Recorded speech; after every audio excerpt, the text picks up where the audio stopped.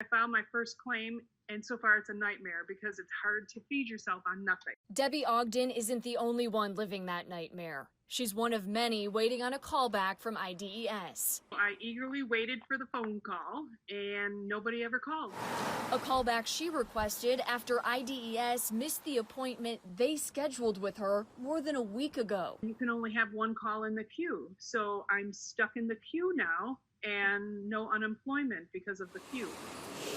We've heard from an overwhelming number of people like Debbie who say they're stuck, waiting days, even weeks for that call. The call standing between them and their unemployment benefits. Apparently, I have fallen onto somebody's desk who's not doing their job. You will receive a call when you are next in line without losing your place. So what's taking so long? A spokesperson for IDES told me they have, quote, roughly 600 staffers answering phones. Staffers who've made, quote, approximately 85,000 callbacks since the callback system debuted July 9th. If all 600 work 5 days a week, that breaks down to about 14 calls a day for each person making calls. Why isn't that number higher? What's going on in the IDES call center?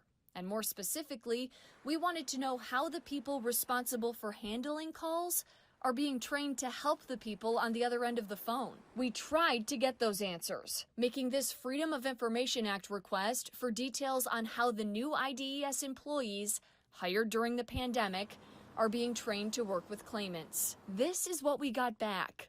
Page after page of redactions, text totally blacked out. In this case, even the bullet points or numbers got covered up. So we can't tell you what they're supposed to be doing or why the process isn't more efficient. No answers here, as people keep waiting, their livelihoods on the line. I don't know what they're going to do next. There's no communication.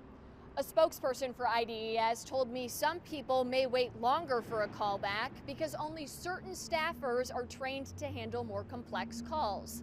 So how many staffers can handle calls that aren't simple? IDES hasn't released that number to us tonight. For CBS 2, working for Chicago, I'm Tara Molina.